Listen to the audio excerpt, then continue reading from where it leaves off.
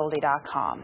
All right, now to a special report you will only see on KLD News 13. You see them every day, white trails that are left behind by jets. Some say there's a lot more to those trails than what you've been told. It's leading to a lot of speculation. First Alert Chief Meteorologist Chuck George is here now with some answers. There are a lot of opinions about contrails out there, guys, but we went digging for the science. We wanted to find out what's fact and what's fiction. Jet exhaust has water vapor in it.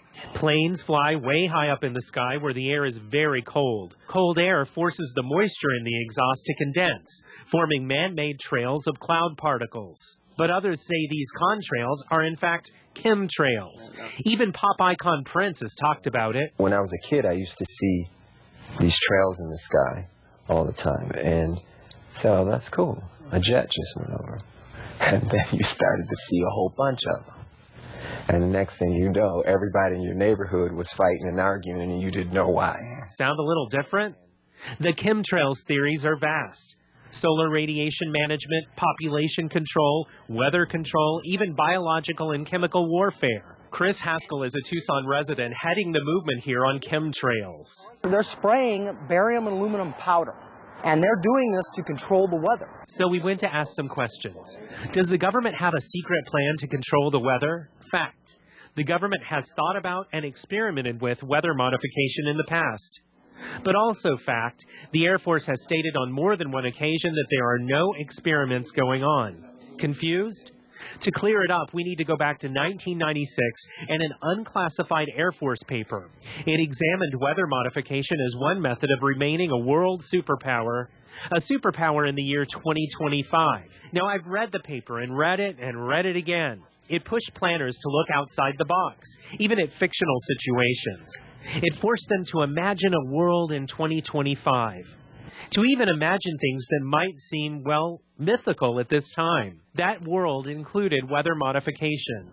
So, did the paper give away secret plots to spray the atmosphere and us? Why are they there some days and not others? Why do they sometimes look like planned patterns?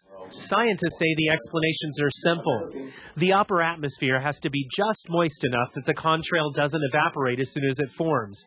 That happens sometimes, but not always. The patterns that chemtrail proponents say look planned are simply the paths that American airspace follows. Airspace is generally gridded into north-south paths. Anybody can take a look at the skies for themselves and tell the difference between what is a contrail and what is an obvious 50-mile-long plume coming out of the back of a plane that's being sprayed, that gets larger and larger and literally makes itself into a cloud. Need more opinions? They are all over the net. But here's the opinion of the leader of the University of Arizona's atmospheric science program. They are formed from the condensation of water vapor coming out of the jet engines of those airplanes.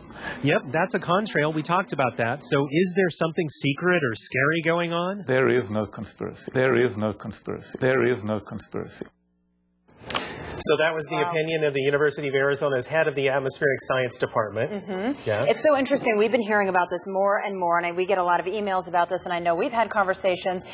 Does that mean that more and more people believe that these are chemtrails? Well, there's been a movie that these groups have made about it. They posted it on YouTube. You're seeing signs around town that tell you to Google what's in the sky or what are they spraying on us. I think there probably are more and more people saying this, and I just met the gentleman tonight who leads the Tucson group. He really believes it.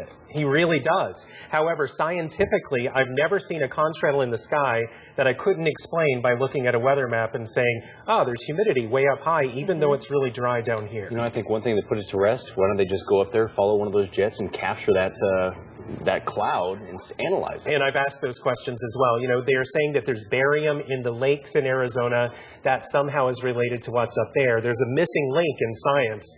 If you're going to say something's in the lake, you've got to be able to prove where it came from. Just measuring it there doesn't necessarily mean that it came from a plane. All right. Thanks a lot, Chuck. Thanks, Jack.